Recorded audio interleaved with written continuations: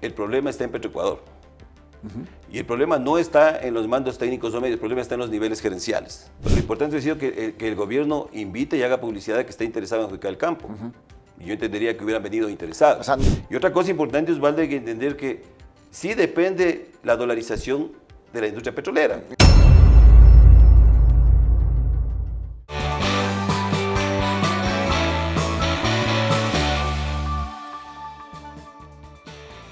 ¿Qué es lo que conlleva la delegación que ha sido objeto el campo Sacha por parte del gobierno, por parte del Ministerio de Hidrocarburos específicamente, y que en este momento ha puesto a este campo petrolero considerado como la joya de la corona de Petroecuador, del país, por la producción petrolera, por el ámbito de la calidad del petróleo que se extrae también de este campo, en medio de la polémica por las circunstancias y el cómo se está delegando, cómo se está entregando a un consorcio internacional el que se explote este campo petrolero, las consecuencias o los beneficios también que podría tener para el país, el tema que lo vamos a abordar con el ingeniero Miguel Robalino, importante consultor en materia de energía y petróleo, para hablar sobre este tema. No olviden ustedes que estamos en las plataformas de Global Opinion, en nuestro canal de YouTube. Usted nos ayuda mucho suscribiéndose al canal, los likes y los comentarios igualmente son importantes para continuar con este tipo de entrevistas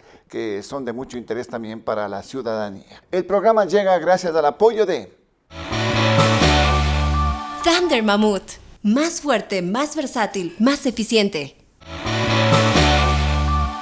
Gracias, Miguel, por estar en esta entrevista. Bueno, ¿cómo miras tú, en el contexto del análisis como un técnico especializado en esta materia, lo que acaba de ocurrir en este denominado, muchos lo dicen, el carnavalazo, esta delegación o esta entrega sin concurso del campo petrolero más importante que tiene el país, que tiene Petroecuador, o que tenía Petroecuador, para que sea administrado por un consorcio internacional? ¿Cómo estás, Miguel? Bienvenido. Gracias, Osvaldo. Un saludo cordial a ti, a toda tu teleaudiencia. Mira, cuando se procede a adjudicar o licitar un campo petrolero, se tiene que cumplir 5 parámetros. El primer parámetro es el parámetro técnico, el parámetro económico, el segundo, el parámetro contractual, el cuarto parámetro es el parámetro sobre la parte ambiental, social y comunitaria, y el quinto parámetro es que sea beneficioso y justo para las partes. Es decir, si tú entras en el contexto de estos 5 parámetros y ver si es que eso se cumplió, entenderíamos que puede haber un resultado positivo. Entonces, cuando yo planteo el parámetro técnico, significa primero analicemos en el caso puntual de Sacha, entendiéndose que hay 72 campos petroleros dentro de lo que es el Atlas petrolero. Sacha es uno de los campos importantes, es del bloque 60, parte del bloque 60, el campo Sacha, y su importancia va primero por el potencial hidrocarburífero que tiene. Es decir, es un campo que tiene, en lo que nosotros llamamos el petróleo in situ, más de 5.000 millones de barriles, tiene reservas y recursos. En las reservas tenemos reservas probadas de 237 millones de barriles. Caramba, Entonces, tenemos en ese campo, tenemos petróleo para algún tiempo. Correcto, digamos, tenemos la reserva probada, es una reserva comercialmente que está lista, que si tú le multiplicas por una media de $60, hablas de más o menos tener 14.000 millones de dólares en una cuenta. Lógicamente en el tiempo que va a durar el plan de desarrollo del campo, que son 20 años. Tenemos reservas probables y posibles que sumadas a las tres llegan a 243 millones de barriles. Segundo, es un crudo liviano que va entre 24 y 27 API, que en el mercado, dentro de lo que nosotros llamamos el crudo ponderado, que es el cálculo cómo se hace, va a una media de $70, especialmente para Ecuador, ¿sí? Es un campo que entre las bondades, cuando hablo de justamente el parámetro técnico, es lo que estoy detallando, hay que analizar que es un campo que nosotros uno de los problemas que tenemos en la industria petrolera es justamente lo que llamamos los niveles de agua, es decir, los pozos conforme vamos avanzando y los campos en este caso es un campo maduro, los pozos conforme van avanzando los días, el agua es un problema que justamente los niveles de agua hace que sea mucho más compleja y más costosa la operación. El sacar el petróleo, claro. Correcto, entonces es un campo que tiene los cortes de agua que llamamos nosotros todavía un nivel de 57-56%. O sea, manejable. Manejable. Todavía manejables. Y terminar esta primera de la parte técnica, cuando yo te digo que hay 5.500 millones de barriles en sitio, o el POES, más o menos lo que hasta aquí el campo Sacha se ha logrado sacar es un 21%, porque la producción acumulada del campo Sacha al momento es de 1.115 millones de barriles. ¿Sí? Entonces, con este contexto y este planteamiento, que es el parámetro técnico, la pregunta ante esta posible delegación que se está planificando es si se analizó todo eso, porque eso entra dentro de lo que nosotros llamamos la curva base. Entonces, la curva base, ¿qué significa? Justamente es la proyección que yo voy haciendo en base a esa curva para la vida útil del campo, ¿sí? Voy analizando cuál va a ser en base a campañas de perforación, especialmente mi producción. Pero el alma de esta curva base se llama reservas. Y tenemos reservas. Y reservas existen, digamos. Existen. Por eso lo llaman la joya de la corona, pues por todos estos factores que tú estás señalando y también por la calidad del crudo que se extrae de este campo Sacha, del bloque 60. Correcto. Entonces, es el parámetro técnico. Ahora, el parámetro económico. El parámetro económico tenemos que analizar la renta petrolera, ¿sí? Y aquí hay que diferenciar entre lo que es renta petrolera y lo que son impuestos. Son dos cosas muy diferentes. Porque mira, tú la renta petrolera la calculas en base a la producción mensual del campo, que en este caso el campo Sacha tiene una media de 2.400.000 barriles, cogiendo una media de 77.000 barriles diarios. Y si le pones un precio de crudo ponderado... Pero con tendencia a subir. Mira que lo que le hace atractivo de pronto de esta entrega de este pozo a esta empresa es de que quieren subir a 100.000 barriles. Lógicamente porque hay el potencial hidrocarburífero. Con el tiempo, lógico. Hay el potencial. Pero hay que invertir, ¿no? Hay que invertir. Entonces, cuando yo hablo de renta petrolera, que es lo que hay que tener muy claro, y es la confusión que yo veo especialmente en las explicaciones que está dando de parte de la Cartera de Energía, la renta petrolera tú la calculas en base a cuánto produces al mes, a un precio del crudo, y de ahí deduces especialmente lo que significa la ley 10, la ley 40, que es del Oriente, el costo que es por transporte, que no puede ser de menos de $2, y el costo de comercialización. Haces una deducción y te sale el costo neto del barril, que puede ser $66. Entonces tú ahí tienes el precio, el valor neto, digamos, ¿sí? Multiplicando eso. Que recibe el Estado. Correcto. Directamente. Correcto. Entonces, es decir, unos $66. Correcto, 66 por los 2.400.000 te puede dar una media sobre los $160 millones. Y de ahí tú sacas los costos de operación. ¿No? Mensuales.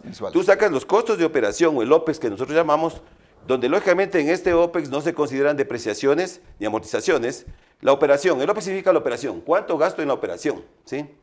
Y sacas también lo que llamamos nosotros la inversión, o sea, el CAPEX, que es una media de $10.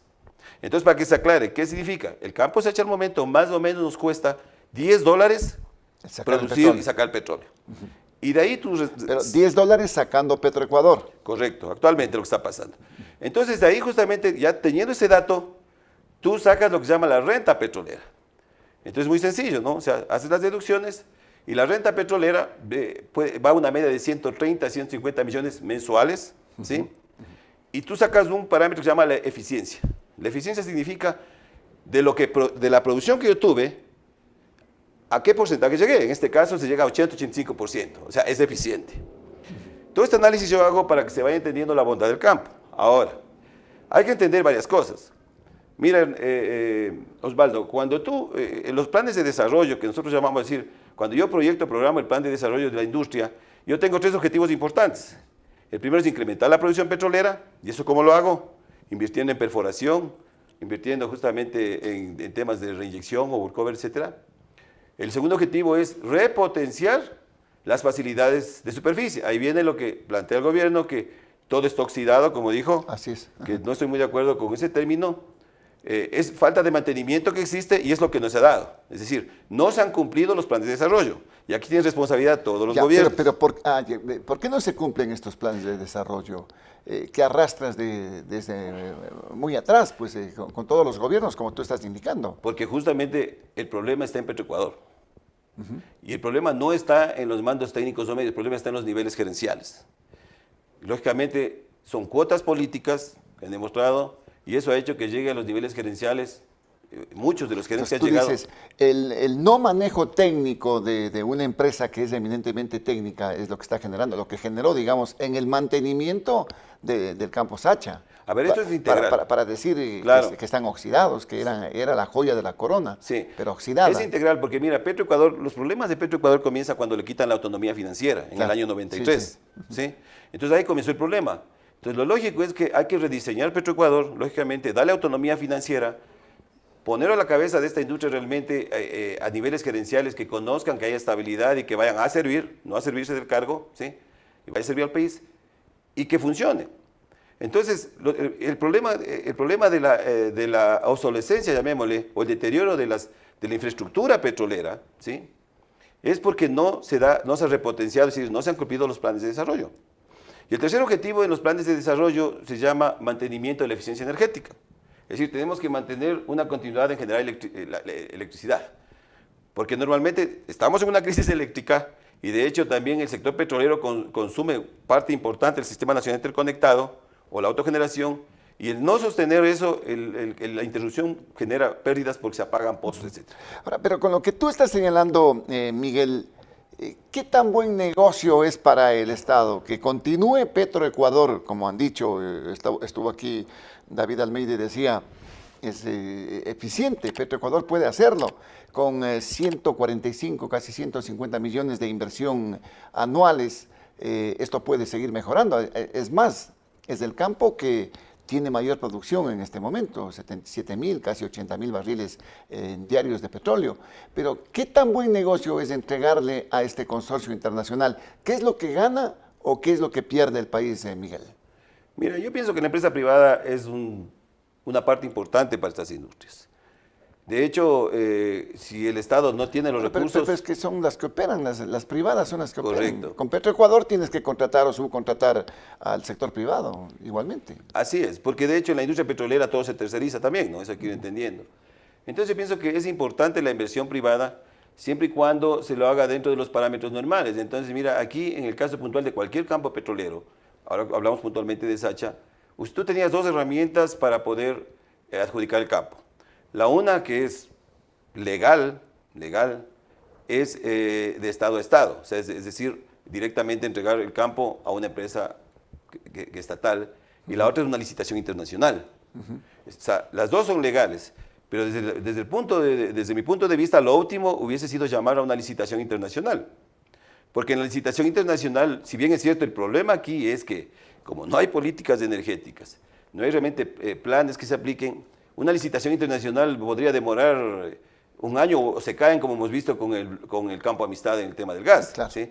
Es uno de los problemas. Entonces, lo que tienen que entender un poco los políticos y los gobiernos es que hay un problema estructural en la industria energética. ¿Tú le ves, no era viable un concurso internacional?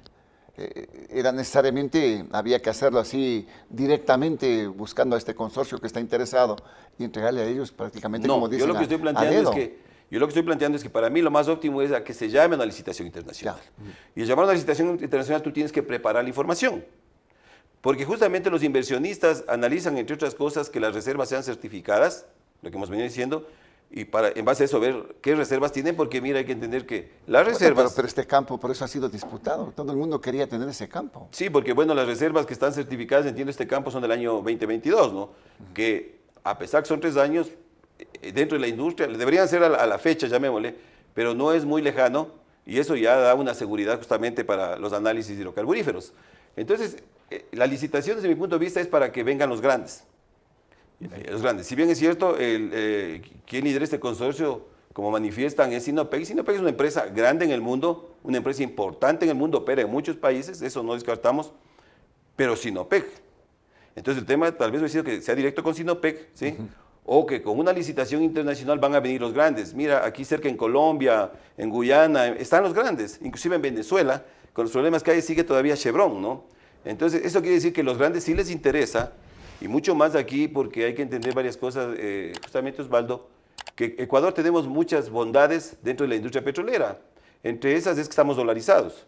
Y el estar dolarizado es sumamente interesante, importante para todos los inversionistas, porque le da mucho más facilidad en todo lo que se refiere al negocio. Ahora, la adjudicación directamente a este consorcio se le da porque no se han presentado otras empresas que tengan ese interés por manejar este campo Sacha, Miguel.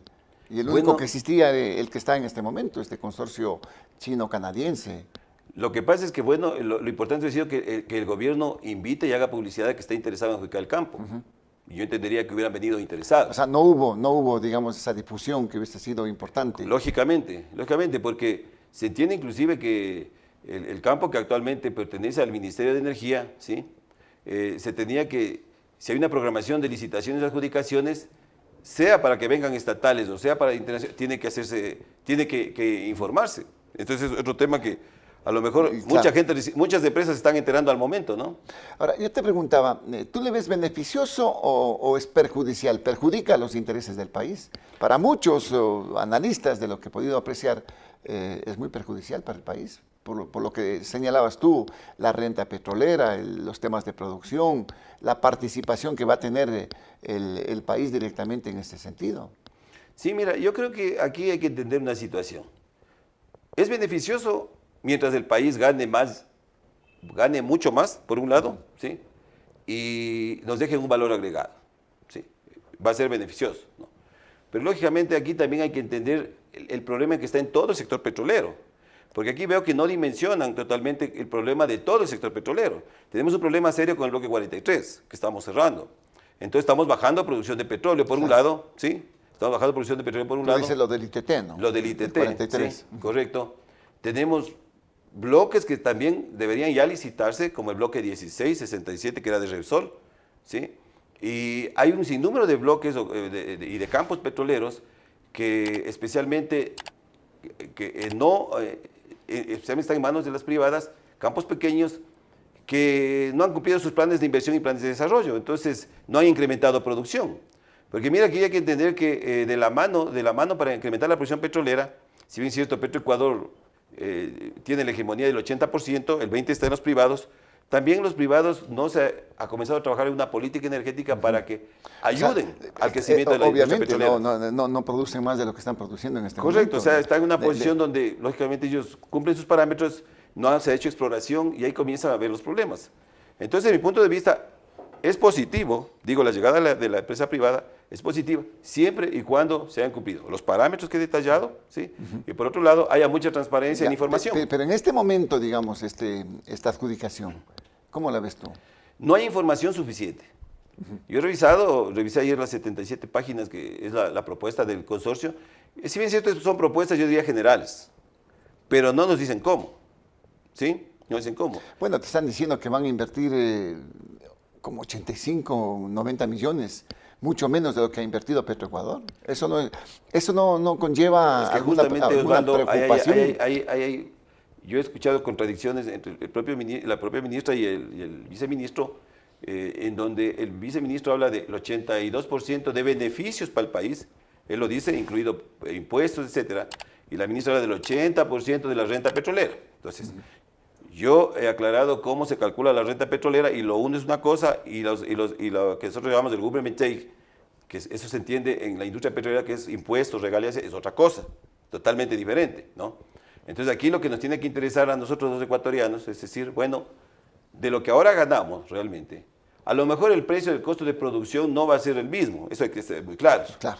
Puede subir y puede variar el más, costo de menos, producción. correcto, porque hay que entender que es inversión privada. ¿Cuánto? Bueno, claro, lógicamente depende de los campos, pero en este sentido, lo de Sacha y hay inversiones, pues es una cosa como que dicen media facilita para sacar petróleo de Sacha. Sí, mira, en Sacha, y de buena en Sacha, calidad. como en los diferentes campos, faltan dos cosas. En la parte de CAPEX o inversiones falta hacer sísmica y exploración, que no se ha hecho. Y en la parte del plan de desarrollo no se ha hecho mantenimiento de todo lo que son las facilidades de superficie. Eso no se ha hecho. Ahí no ha habido inversión, ¿sí?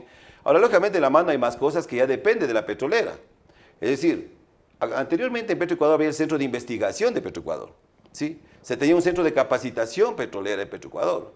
Entonces, hay cosas que son integrales y que yo veo que no lo están viendo de manera integral, sino lo ven puntualmente. Y ahí está el problema, ¿sí? Ahí está el problema, porque esa es una visión desde la cartera de energía, ¿sí? Porque el problema no está ahorita solo en el campo Sacha, hay 72 campos que todos necesitan de algo, ¿sí?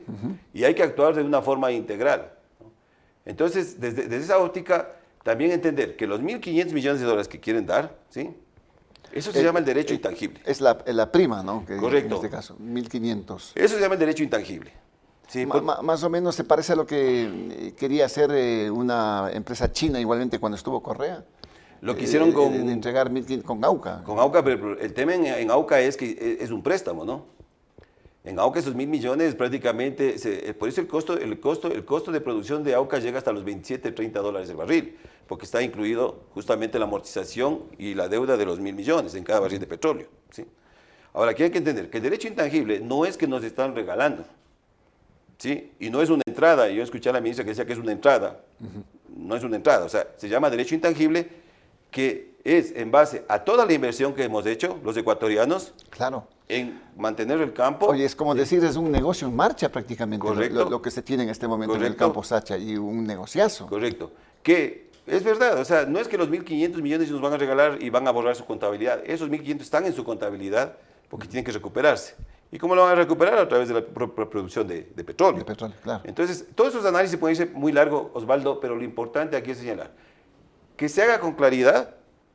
Mire, nosotros entendemos que la industria tiene que crecer y la industria crece con inversión, ¿sí? Pero que se haga con la claridad necesaria para que nos hagan a todos los ecuatorianos Pero comprender. entonces, ¿todavía existen dudas al respecto, Miguel?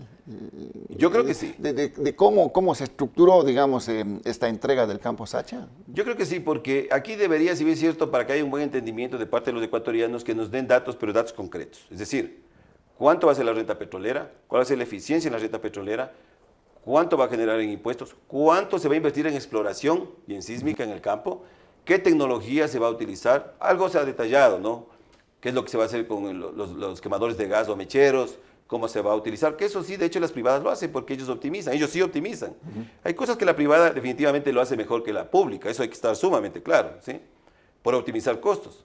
Pero necesitamos saber, o sea, realmente esos datos, ¿sí? Para en base a eso poder, lógicamente, hacer una valoración crítica, porque hay que entender que lamentablemente yo veo que este tema se volvió político, pero estamos en la parte técnica, lo vemos desde la otra óptica. Ya, claro. ¿Por qué le ves político este tema, Miguel?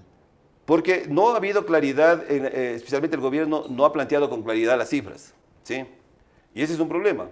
Eso está dando opción para que se tergiversen desde las otras líneas políticas y nos confundan a todos los ecuatorianos. Entonces yo le pediría al gobierno que lo que se haga es clarifique bien las cifras, ¿sí? Use los términos apropiados, ¿sí? Y en base a eso, lógicamente, que sostenga, si es el buen negocio que es para todos los ecuatorianos, hay que sostenerle con datos, Osvaldo. Es la única forma, pues. No hay otra forma. Porque si te dicen que van a generar lo mismo que está generando en este momento Petroecuador, ¿cuál es el beneficio? Sí, por eso te digo, o sea, hay que ver todas las bondades, las ventajas. ¿Dónde te ahorras y de dónde vas a sacar más réditos en este Correcto, aspecto? y vuelvo y repito, el gobierno tiene que, al momento, es ver cómo rediseña Petroecuador. Porque al momento estamos concentrados en Sacha, pero hay también otros campos importantes.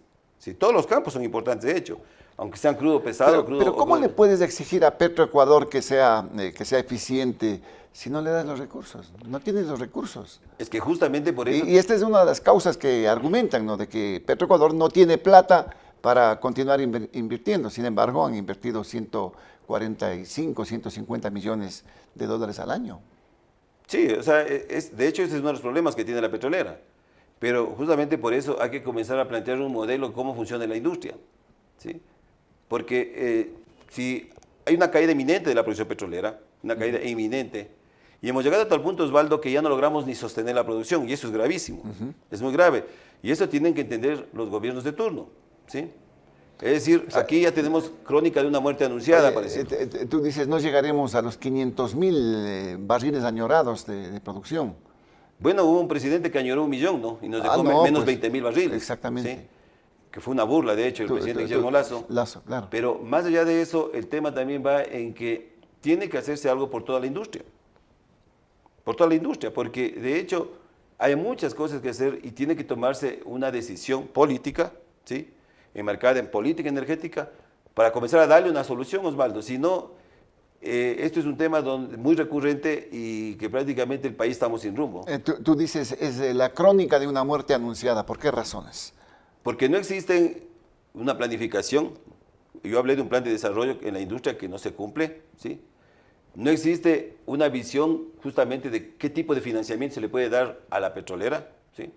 Para que comience, para que pueda manejar bien sus campos en la fase especialmente de repotenciación de facilidades, ¿sí? Y todo lo que requiere la industria. Entonces, si no estás haciendo absolutamente nada, eso de hecho nos va a dar un resultado que no es lo que necesitamos, entendiéndose, y hay que entender que hemos entrado con fuerza. Mira, aquí muy cerca, vuelvo y repito, Colombia, Perú, Chile, Argentina, Guyana, etcétera, todos prácticamente han activado y han pisado el acelerador a fondo en esta industria, y Ecuador prácticamente nos hemos quedado, ¿sí? En una resiliencia que no nos va a llevar a nada, porque la tendencia de estas industrias es crecimiento, ¿sí? Y otra cosa importante, Osvaldo, hay que entender que sí depende la dolarización de la industria petrolera. Por supuesto. Sí. Porque yo planteé hace un momento, Osvaldo, justamente que uno de los fortalezas que tiene Ecuador es que estamos dolarizados. Ahora, mira el tema de Sacha, es que no nos podemos salir mucho de Sacha porque el crudo que produce Sacha, en este caso, como el 50% en ese aspecto, van a las refinerías del país para el consumo interno de combustibles. ¿Qué va a pasar en ese aspecto? ¿Tendremos que comprarles el petróleo a este consorcio? Ese es otro punto que claramente no nos dicen cómo se va a manejar. Por eso estamos planteando, Osvaldo, que se tiene que clarificar. O sea, hay más dudas que certezas, digamos. Totalmente de acuerdo. Porque mira, esto es integral. Entonces, lo que tú planteas, cuando tú produces diariamente, las prioridades son cargas refinerías. Primero tienes que cargar tus refinerías del crudo que produces diariamente. Las preventas petroleras cumplir y el resto haces venta spot. Así se divide. Claro. Entonces, este crudo es verdad, por la calidad va a la refinería de Esmeralda especialmente.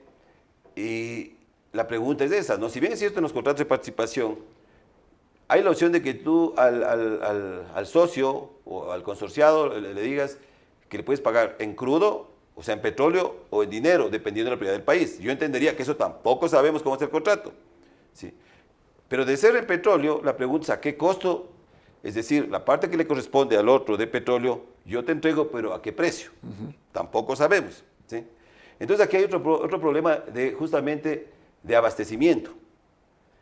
Y aquí una de las cosas que nosotros siempre hemos planteado, Osvaldo, es que la seguridad energética, que es un término que en buena hora ya mucha gente lo está manejando, la seguridad energética se va midiendo justamente en que el Estado tenga el control de los sectores estratégicos. Y no podemos perder eso. Bueno, la Constitución te dice eso, pues. Te dice eso, pero eso hay que comenzar a cumplir y pensar. Entonces ahorita hay ese otro tema aquí del abastecimiento justamente, porque si bien es cierto, puedes abastecer a pesar de que nuestro crudo se mezcla por la calidad y por tema de bombeos, etcétera, pero más allá de eso, tenemos que hacer la situación para que el país sea menos complicado. Mira que de la crisis eléctrica todavía no salimos. Desde luego. Ahora, en el plano político, te generan, además de estas dudas que son más que certezas, dudas respecto, ¿por qué se entregó así tan rápido este contrato, este campo, cuando estamos inmersos en un feriado de carnaval y luego pues inmersos en una campaña política? Muchos dicen, ¿por qué no esperaron un poco hasta ver qué pasa? ¿Quién gana la presidencia, Miguel? Sí, mira, porque ahí se nota que justamente todos los gobiernos llegan sin planificación y llegan a improvisar. Si bien es cierto, temas tan importantes como este y otros campos, vuelvo y repito, como tú dices, Osvaldo, no nos salgamos del tema de Sacha, pero sí hay que topar que hay, por ejemplo, mira el tema del campo Amistad del Bloque 6. Se llamó a licitaciones internacionales que se han caído por varias veces, y por eso te digo, a pesar de que es una herramienta legal la que está usando el gobierno, no es la más conveniente, ¿sí? Pero aún así hay que entender que hubiese sido bueno, vuelvo y repito, si hubiese sido mejor esperar, lógicamente, a partir del 14 de mayo, ¿sí? Si continúa el gobierno, que lo haga con una mejor planificación, que nos informe bien a los ecuatorianos, ¿sí? Es decir, que todos no nos despertemos con la noticia y que justamente dejen y que estas ideas que nosotros damos en medios, Osvaldo, que llegue porque son ideas pensando en el país, ¿sí? Al menos los que no tenemos apego político hacia nada, sino nos basamos en la técnica y en la ciencia. ¿No le ves que hubo demasiado apuro en entregar este campo con este contrato? Así como está el escenario, sí. Así como está el escenario, sí, porque hay más dudas que certezas, ¿sí? Entonces, ese es un tema que sí es complejo y que a lo mejor, yo digo, a lo mejor si es que se llega a concretar, no entendés, porque aquí es otra parte que no sabemos. La ministra dice que ella no va a firmar. Si es que ya está o no está. Que ya está, que no está. Parece que están esperando un pronunciamiento de la Corte Constitucional igual, ¿no? Que existe un recurso que se planteó respecto al tema de Sacha. Sí, mira, pero yo pienso que aquí lo más importante para mí es, si es que se demuestra que realmente es beneficioso para el país, entendiendo que no va a ser lo mismo que cuando produce Petroecuador, eso estamos claros. Los que estamos en la industria sabemos claramente que va a incrementarse un poco a lo mejor los costos de producción, ¿sí? Pero que esa diferencia que no vamos a recibir país, ¿qué beneficio nos va a dar? Es la única parte que nosotros queremos saber. Los costos de producción no serán 10, subirán. ¿Cuál es la media de costos de producción con empresas con transnacionales? Mira, o empresa privada. A ver, mira, lo que pasa es que los costos de producción, bueno, depende de los diferentes, en cada campo va variando, ¿no? Pero la media muchas veces, cuando hablo de costo de producción, hablo del costo operativo, ¿sí? Que en el campo Sacha llega a 5.45 y $6, más todo lo que significa ya la parte de, Por de eso inversiones. subes a 10. Correcto, con todo lo que significa subes a 10. Pero ¿por qué hace más Petroecuador? menos. Normalmente la media de los campos petroleros en el país, de los costos de producción, mira el caso del bloque 43, que es un crudo pesado y más complicado, el costo de producción es de $17. Entonces, Pero lo estaba haciendo Petroecuador. lo está haciendo Petroecuador, pero yo lo que voy es lo siguiente. Tiene que generarse una política energética, justamente, y eso hemos hablado Ya, muchas ¿la veces. media cuánto más o menos? Yo plantearía que la media no puede pasarse de los $20. No puede pasarse. Imagínate, es un Sí. incremento de $10 más. Correcto, pero no puede pasarse, dependiendo de los factores. Pero hay campos donde se paga hasta 40. Impresionante. Claro. Claro, lógicamente depende de la sísmica, ¿no? Como esté la No, situación. depende justamente del tipo de contrato que hayas hecho y en qué condiciones. El caso de AUCA, ¿no? El caso de AUCA está justamente igual. Ahí hay los $6, 6, 7, que es el costo de los 1.000 millones que prestaron, está entre el costo financiero, ¿sí? Incluido el costo financiero en cada barril de petróleo. Entonces, ahí también hubo un mal negocio, hay que hablar con claridad, ¿no? No, Para el desde luego, sí, lo de AUCA también es cuestionable lo que pasó. Oye, pero ¿tú le ves que hay intereses de por medio en este operativo que hace el gobierno para entregar este campo? Mira, yo pienso que aquí el interés debería ser de todos los ecuatorianos, que nuestros campos petroleros vayan a las mejores manos, sean eficientes, haya muy buena inversión. Sí, pero alguien está interesado en este bloque. ¿Alguien va a ganar en este bloque? Bueno, se entendería que así como están las cosas, el consorcio que está conformado, de hecho tiene intereses, está haciendo propuestas, pero vuelvo y repito, el tema fue que si hubiese sido mejor hacer una licitación internacional, Claro. o sea, que haya un interés abierto. Yo te digo porque, bueno, ya se está hilando bastante fino, ¿no? Pero se están sacando conclusiones de que hay un número telefónico de este consorcio que le pertenece a las dos empresas y que cuando marcan les responde la empresa El Ordeño. Así, bueno, bien en redes, ¿no? En redes, ¿no? Sería lamentable, te digo, Osvaldo. Y El que- Ordeño ahí tienen intereses el Grupo Novoa. Sí, mira, sería desde mi punto de vista lamentable. Porque yo pienso que uno, cuando está prácticamente a la cabeza de un gobierno, tiene que primero pensar como un estadista y segundo, primero pensar como un ecuatoriano. Y este es un tema donde, mira, todo lo que logremos mejorar, es decir, todo lo que logremos sacar del subsuelo, ¿sí? Todo lo que vamos a sacar de la tierra y la parte de petróleo y lo transformemos en finanzas, todo lo que mejoremos va a ir a un desayuno escolar, va a ir a un enfermo. Claro, Entonces, desde luego. tiene que haber una conciencia, la una parte resiliencia. social de la que se dice esos 1.500 millones irían, ¿no? A salud, educación, Correcto. que es lo importante. Lo De hecho, fundamental. así funcionan las industrias. Mira, en el caso de Noruega, justamente el éxito de Noruega fue porque ellos crearon el fondo petrolero. Es decir, desde que ellos prácticamente lograron... Estos fonditos que se eliminaron con Correa, que ¿no? se En su eliminaron, momento. justamente, y que debería volverse a pensar nuevamente en crear el fondo petrolero, ¿sí? Es un fondo de contingencia, ¿no? Es un fondo de contingencia y se debía reestructurar bien justamente, mira, hay por ejemplo la Secretaría Técnica Amazónica, donde van ingentes recursos justamente por la ley 1040, Claro, ¿sí? pero Y mal manejada. Pero hay que fiscalizar. Pues. Y hay que fiscalizar. Hay que fiscalizar esos recursos, Entonces, a dónde van. Igual van a los gobiernos seccionales y hay que ver cómo se los están gastando. Correcto, o sea, cuando los recursos deberían priorizar especialmente a la parte oriental. Nosotros deberíamos tener las mejores carreteras hacia la parte oriental porque mira, lamentablemente cuando no has estado en operación y en campo no sabes ni cómo funciona. Es súper complejo, súper complicado, Osvaldo.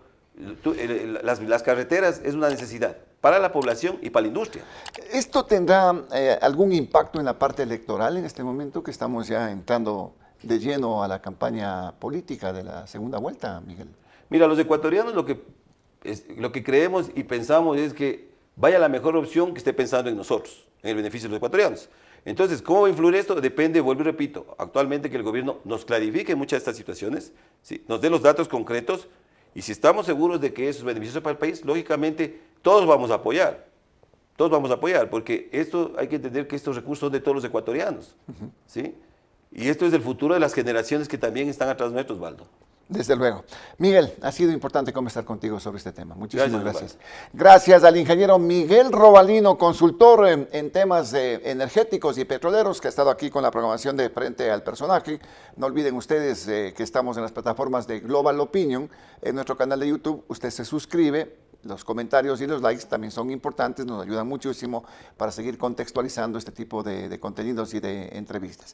En las redes sociales, que no había mencionado al inicio, las redes sociales de Global Opinion, en Facebook, en X, antes Twitter, en Instagram, en TikTok, usted va a encontrar la coyuntura informativa permanente, al instante. Lo que ocurre en el país y en el mundo, usted lo encuentra en las redes sociales de Global Opinion. Así que síganos también ahí, hay un buen trabajo de David Morocho Velastegui, de Vladimir Guevara, de Noemí Castellanos, que están pues también siempre pendientes en el tema de las redes sociales y la información, la coyuntura informativa que ocurre en Ecuador y en el mundo. El programa llegó gracias al apoyo de Thunder Mammoth. Más fuerte, más versátil, más eficiente. Frente al personaje se emite de lunes a viernes a partir de las 19 horas. Mire este programa y comparte el programa, comparte los contenidos para tener una sociedad que vaya dilucidando estos temas y estén cada día mejor informados. Solamente esto nos va a sacar de este marasmo en el que estamos viviendo, la información y la educación. El programa llegará en las próximas horas con nuevos invitados y un nuevo tema. Soy Osvaldo Morocho Ampudia, agradecido por la sintonía.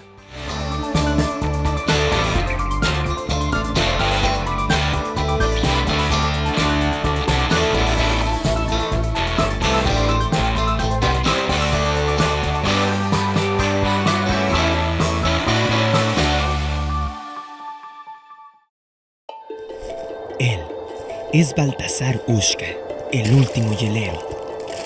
Esta es la Thunder Mammoth M2, el primer motocarro de carga. ¿En qué se parecen estos dos personajes del Andes ecuatoriano? Que nacieron para ser los fuertes del trabajo pesado. Una potente herramienta de trabajo con amplio espacio de carga. Thunder Mammoth M2. Fabricados para durar, diseñados para ahorrar.